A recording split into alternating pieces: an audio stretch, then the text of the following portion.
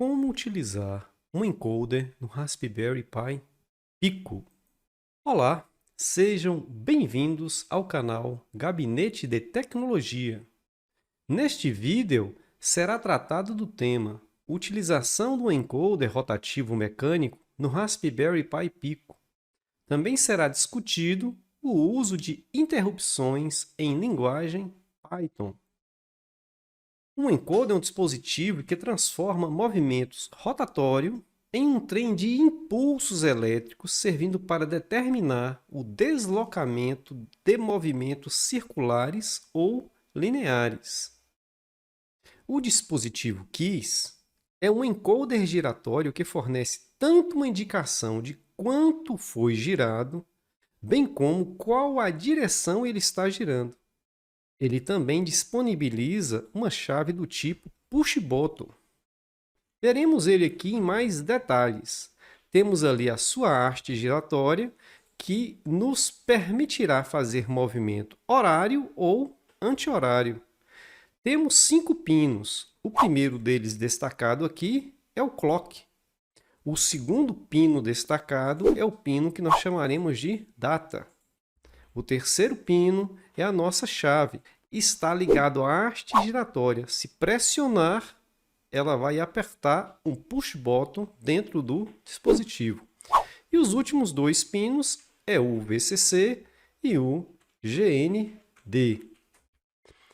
Eu destaco aqui 2 encoders disponíveis no mercado que parece ser o mesmo, mas tem uma pequena diferença entre eles. Nós temos aqui um encoder um pouquinho maior, como podemos ver aqui, ó, em tamanho do que este daqui. Vamos abrir esse aqui, dar uma espiadinha dele. Para isso eu vou entortar essas 2 abazinhas aqui, ó, e retirar a haste giratória do corpo dele aqui, ó. Vejamos como faremos isso. Tá aqui. Hastes tirada, né? Desentortei os pininhos ali para soltar a haste. Então eu tenho aqui 3 componentes nele aqui, ó. Os 3 pinos clock, GND e o DT estão aqui. O do centro GND é exatamente essa parte aqui, ó, tá ligada a esse pino GND, esse que é o nosso GND. Este ladinho aqui, este lado todo, né, tá ligado, tanto faz aqui, ou ao clock ou ao data. Eles são simétricos aqui, ó. Um é o clock e o outro vamos chamar de data, ou DT dele ali, ó. Então, olhando a outra parte que sobra aqui da haste giratória, vemos que temos alguns contatos. São 4 contatos, só tem um aqui, outro aqui, outro aqui e outro aqui. Tudo fazendo parte do mesmo corpo. Então, o que faz aqui? Quando eu giro a haste, esse contato aqui, esses 4 contatos, sempre vai ficar fazendo contato entre ou o DT e o GND, ou o clock e o GND. Então, ora ele pode fazer contato, ora ele pode não fazer contato, já que aqui, nessas partes aqui, ó, ele não faz contato. Então, é assim que é o nosso encoder internamente. Esse encoder está na plaquinha, como podemos ver aqui, ó. E na plaquinha, nós temos 2 resistores aqui de 10K. Com qual finalidade? Fazendo um pull-up, né? Então, temos aqui, ó, esse pino que está ligado ao clock também está ligado a um resistor. E esse resistor está ligado aqui ao VCC, ó. Então, ele vai fazer aqui essa função de ligar o nosso clock a um resistor de 10K pull-up. Aqui é o nosso GND e aqui é o nosso DT que está ligado a esse outro resistor aqui, ó. Então, essa é a função da plaquinha. E como observamos aqui, esses 2 pininhos aqui, ó, que é o push button. Deixa eu voltar aqui, ó. Esses 2 pininhos aqui, ó, tá no push button e o push button tá aqui no centro. Quando eu pressiono a haste dessa forma aqui, ela vai subir e descer, ela vai pressionar o push button aqui embaixo e ele vai fazer contato entre esses 2 pinos aqui. Então, como vemos aqui, ó, o push button tem um pino ligado ao GND e o outro pino ligado diretamente aqui. E o resistor de pull-up não está aqui soldado na plaquinha. Se eu quiser, eu posso soldar um resistor sugerido pelo fabricante aqui, 10K. No esquemático do datasheet desse componente, ele traz esse esquema aqui que foi explicado ali agora. 2 resistores de 10K, os 5 pininhos disponíveis aqui, como eles estão interligados. Aqui eu tentei criar uma figura para ver como é que se faz isso. Obviamente que não é exatamente aquilo que está lá, mas dá para nós entendermos como funcionam os contatos. Então eu tenho aqui, ó, alguns contatozinhos fazendo ligação nessa parte metálica. Então aqui eu teria o clock ligado ao GND e o DT também ligado ao GND. Então todo mundo ligado a esse metal giratório ali, ó. Então dá uma giradinha nele aqui, por exemplo, o DT aqui, ó, tá suspenso. Tá suspenso. Eu quero destacar aqui também o código Gray, né? Eu tenho aqui um binário, isso aqui é 0, 1, 2 e 3. O código Gray é um código bem simples, né? Ele pega a primeira parte, ele pega o 0, 1 e 1 aqui, ó. Ele pega o 0 e 1 do binário e espelha esse 0 e 1, ó. Espelha esse 0 e 1. Então ele espelhou aqui e aí vai sair em código Gray lá 0, 1, 3 e 2. Por que esse código Gray é importante para a gente? Porque o nosso encoder, a hora que eu girar a haste dele, a gente vai perceber que vai sair lá essa combinação aqui em código Gray. Eu até dei uma girada nela aqui para a gente perceber, né? Quando eu girar a haste, é como se eu tivesse rodando infinitamente o código Gray aqui, ó. Então eu estou com 0, 1, 3, 2 aqui e vou girar ele, ó. O 0 vai sair daqui e vai passar lá para baixo aqui, ó. E se eu girar de novo, sobe 2 aqui, desce mais 2 para lá. Então, código Gray. Vamos tentar entender aquela figurinha lá que eu fiz, né? Então tá aqui, eu tenho pulsos de clock e pulsos de data. Naquela configuração que o fabricante fez, os pulsos de clock estão sempre defasados aqui de 90 graus aqui, ó, em relação aos pulsos de data. Então, é daqui que vai gerar aquela combinação lá, ó. 0, 2, 3, 1. 0, 2, 3, 1. Então, essa combinação vai ser sempre código Gray. Então, vamos dar uma pequena animada aqui, ó. Tá ali. Eu tenho um contato do DT com a parte metálica, então o DT está em 0. Aqui eu não tenho um contato do clock, ele está em 1. Só lembrando aqui que em relação ao clock aqui tem um resistor aqui ligado em PUAP, por isso que ele está em 1. E eu estou nesta configuração aqui, ó, 0 e 1. Quando eu girar, ó, girei mais uma vez, girei mais uma vez. Então aqui, ó, eu posso tanto girar no sentido horário quanto no anti-horário. E o código que vai dar ali é esse código que eu chamo de Gray. Finalmente, destacar aqui o que é importante a gente saber, não só para lidar com encoder, mas de uma certa forma para lidar com qualquer programa em microcontroladores, que é a interrupção. Mas isso para o encoder vai fazer muito sentido, como a gente vai ver lá no software. Interrupções oferecem uma maneira de iniciar rotinas de software em resposta a eventos eletrônicos assíncronos. Isso aqui é importante para a gente, ó. Por que isso? Porque eu não sei que hora que alguém vai girar a haste do meu encoder. Então, para o meu código ficar lá procurando toda hora, botar uma rotina, um loop e botar um if lá, ou vários ifs, para saber se girou, isso vai consumir muito do meu processamento. Então eu vou utilizar a interrupção exatamente para fazer essa rotina para mim.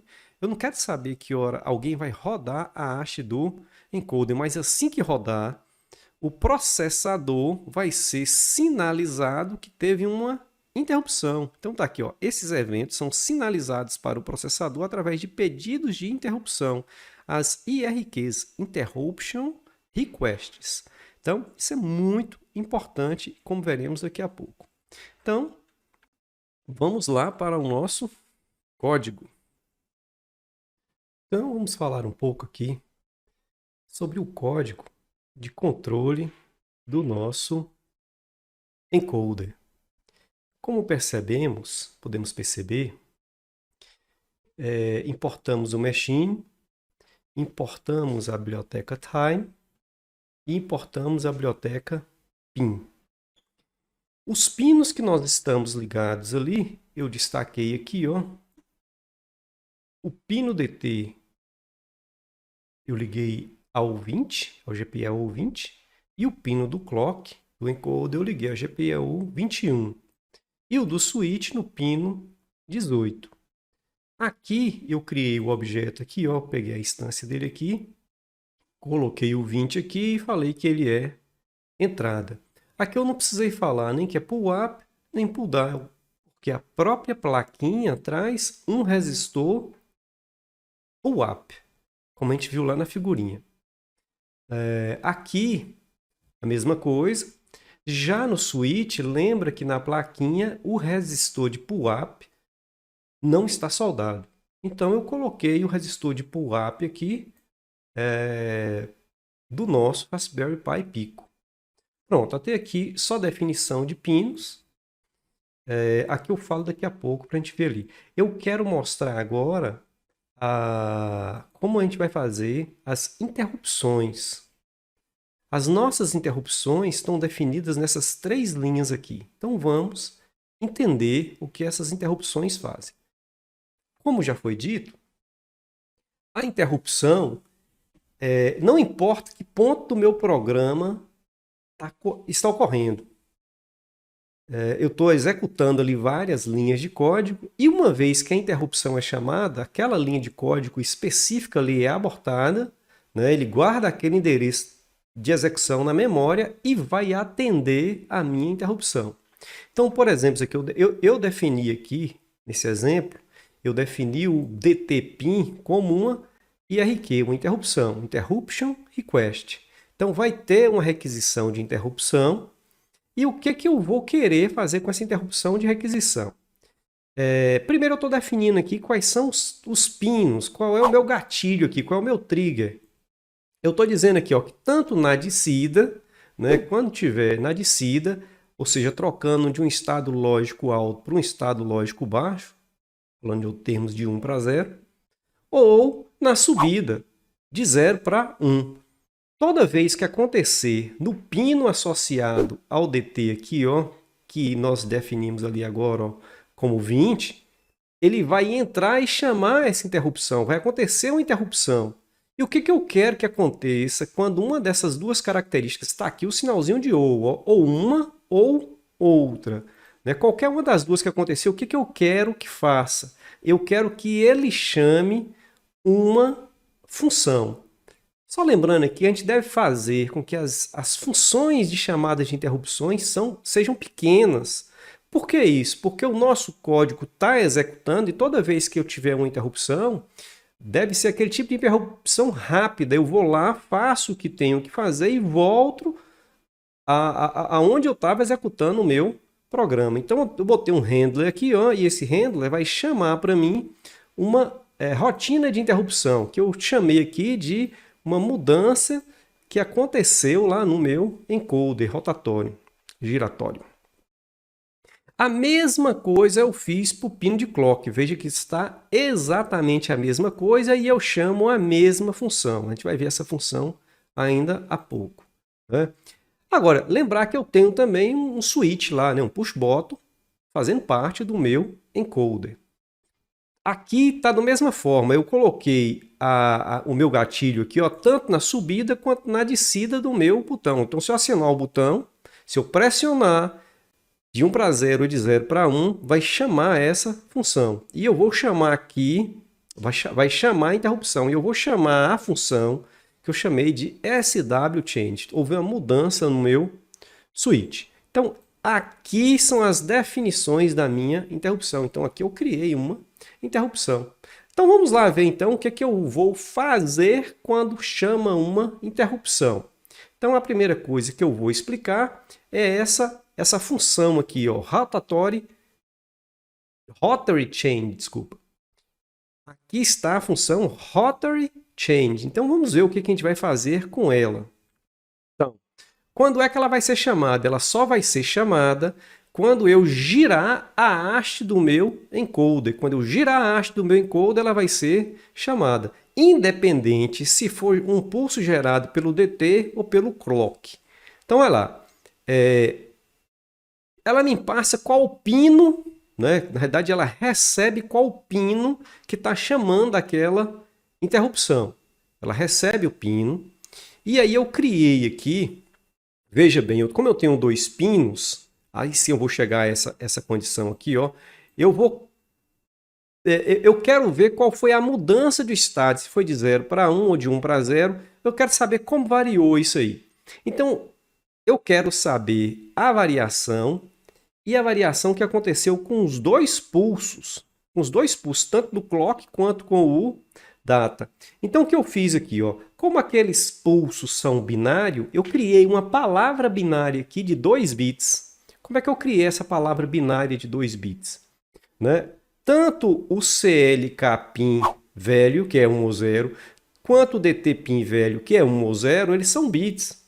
Então, o que eu fiz foi, eu vou ler o valor desse DT-PIN, né, que é 1 bit, e vou deslocar ele de 1 bit para a esquerda. Então, vai passar 1 bit para a esquerda. E vou, ao mesmo tempo, fazer um OU com outro bit que eu estou lendo lá do clock. Então, eu vou ter uma palavra agora de 2 bits, que vai ser 00, 01, 10 ou 11, uma palavra de 2 bits, e vou guardar ela nessa variável aqui que eu vou chamar de o último estado. Então, assim que eu executei o código, vai passar por aqui e carregar isso lá, nessa palavra último estado, e quando eu chamar a função, lembrar que aqui no Python, né, essa definição de variável que está aqui fora, ela não existe dentro da função. Então, eu coloquei aqui dentro da função ela como global, para que essa último estado seja a mesma variável que está acontecendo ali fora da minha rotina de interrupção. Pronto. Assim que eu cheguei aqui dentro, eu vou entender o que aconteceu. Eu não sei qual foi o pino que chamou, se foi o DT pino ou clock, se estava na subida ou na descida.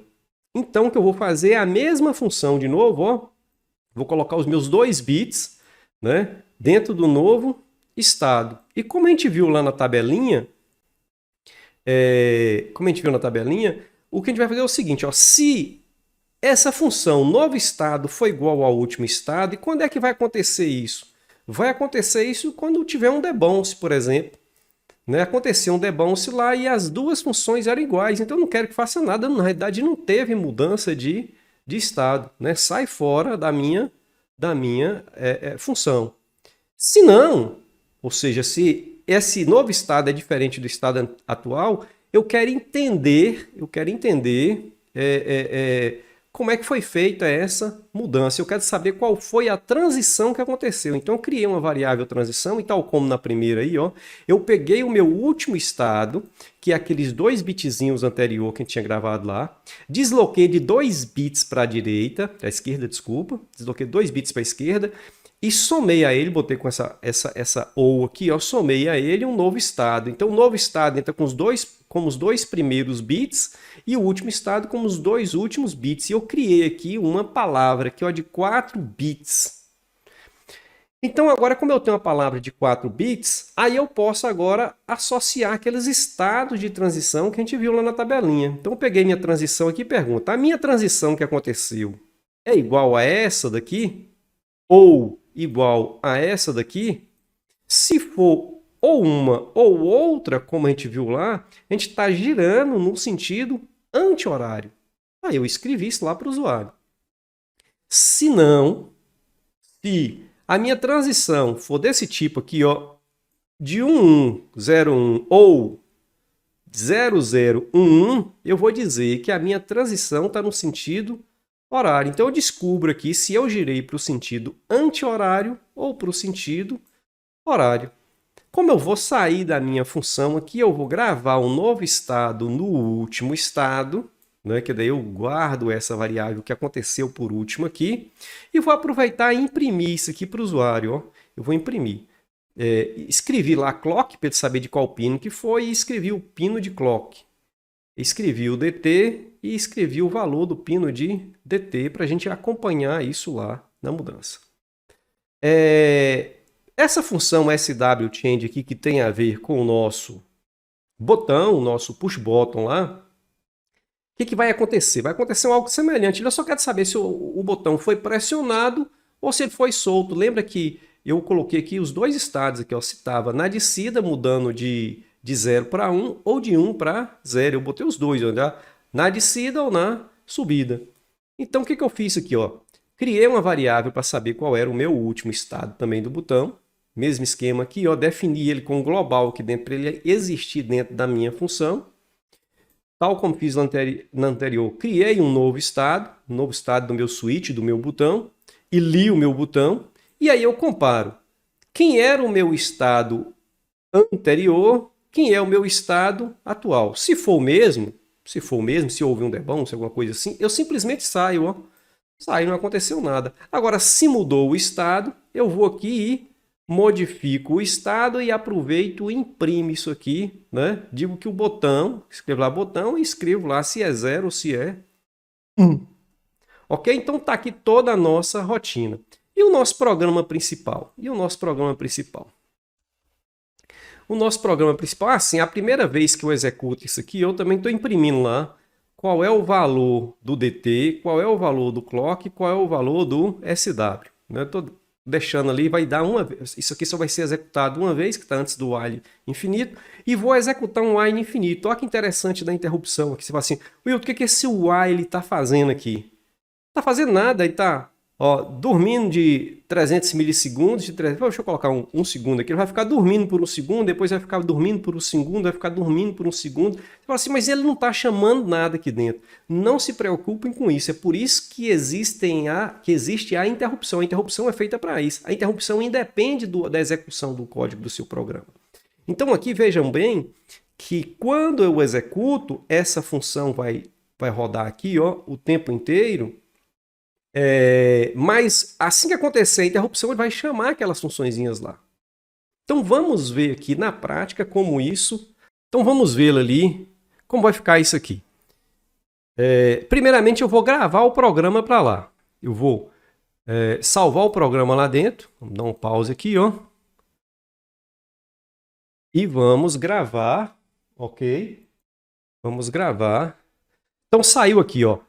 Todos três estão em alto. Todos três estão em alto. Tanto push button, quanto clock, quanto data que está em alto. À medida que eu giro, preste atenção aqui, ó, vou girar no sentido. Esse encoder aqui é diferente do outro. O que ele vai fazer? Ó? Ele, em um giro só, em um pequeno giro, aconteceu que ele passou clock 01, clock 00, clock DT 10 e clock 11. Ele deu 4 pulsos aqui. Quando eu girei uma única vez, ele deu 4 pulsos. Mas o meu programa, a minha rotina, entendeu qual o sentido que eu estava girando lá. Ó. Agora eu vou girar no outro sentido.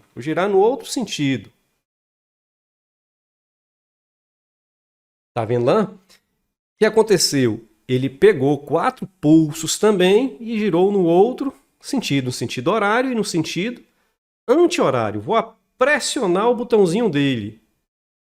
Pressionei e segurei, botão 0, vou soltar. Botão 1, botão 0, botão 1. Então vamos dar uma olhada aqui, vamos imprimir isso aqui. Ó, vou girar num sentido. Ó, como é que tá lá, ó. Como é que tá lá, ó? 1 para 1. Vamos pegar o último aqui, ó. 0 para 0. 1 para 0. Ó, 0 para 0, 1 para 0. O outro, 0 para 0, 1 para 0. Tá lá do mesmo jeito. Eu vou girar mais um pouquinho. 0 para 0, 1 para 0. 0 para 1, 0 para 1, 1 para 1. Ó, 1 para 1, 0 para 1. Então, ó, quando eu giro no sentido, você vê que quem mexe é o azulzinho, né? Quem muda é o azulzinho. quando eu inverto o sentido, ó, quem muda é o vermelhinho. Bom, eu vou trocar ali agora, eu vou trocar o meu encoder. Vamos ver o que acontece aqui. Eu vou tirar esse encoder aqui, ó, o azulzinho, mais azulzinho, aquele maiorzinho, para o menorzinho. Olha o que acontece aqui, ó. Olha a diferença entre eles aqui, ó. Opa, deixa eu dar um giro aqui para parar. Ainda não. Botei no lugar certo, sim. Ok. Ó, deixa eu dar uma limpada aqui. Beleza? Ó, vou girar em um sentido. Veja que só passou um pulso de clock, ó. Um pulso assim, né? Um no clock e um no data. Vou girar outro. Vou girar outro. Ó, mais um. Vou girar mais um. Vou girar ao contrário. Mais um ao contrário. Mais um ao contrário. Então, esse encoder, diferente do outro, cada pulso que eu dou, cada girozinho, cada clique, cada giradinha, pequena girada que eu dou, nesse daqui só pula 2. São 2 push de clock. No outro, são 4 push de clock. Vou apertar o push button desse. Ó, 0. Soltei 1. Pressionei 0. Soltei 1.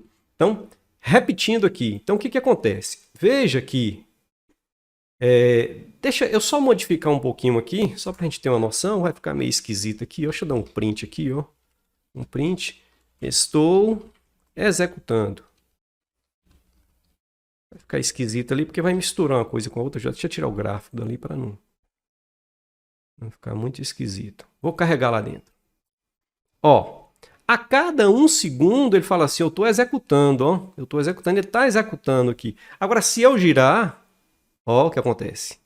Ele vai lá e obedece. Ele faz o que eu tenho que fazer. Então, a interrupção, o bacana da interrupção é isso. O seu código principal, ele fica executando o tempo todo. E assim que acontece alguma coisa, ele vai lá e chama a rotina e executa ela. Vou apertar o botão, vai chamar outra. Ó, se eu rodar, lembrem que ele executa a rotary change, ó. Executa a rotary change. Se eu apertar ou pressionar o botão aqui, ó, ele está executando o botão, ó. Soltar. Soltei. Pressionei, soltei. Pressionei, soltei, pressionei, soltei. Pressionei. Soltei.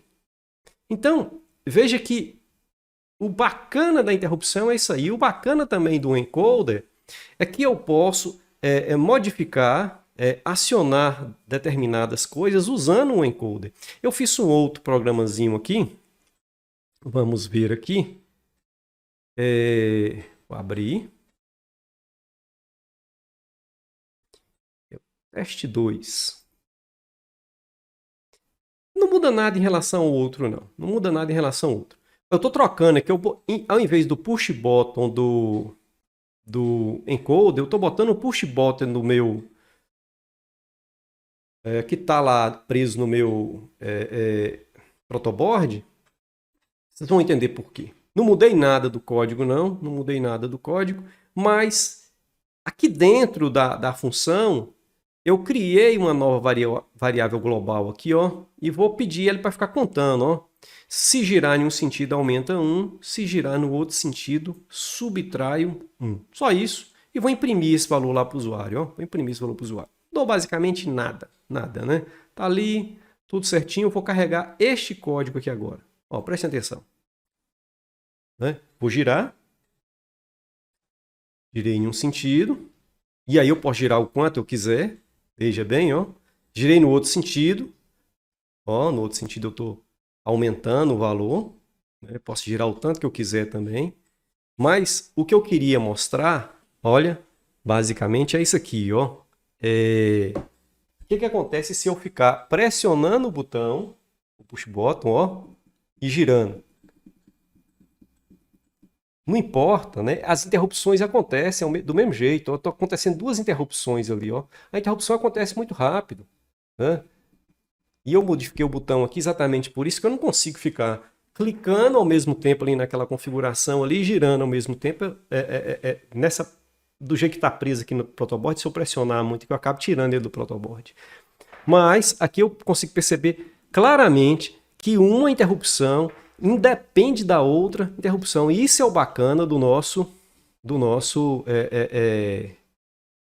microcontrolador, oferecer essas opções de interrupção. Bom, espero que tenham compreendido como funciona tanto o encoder como essa importante função dos microcontroladores, que é a interrupção. Ficamos por aqui então, pessoal. Forte abraço.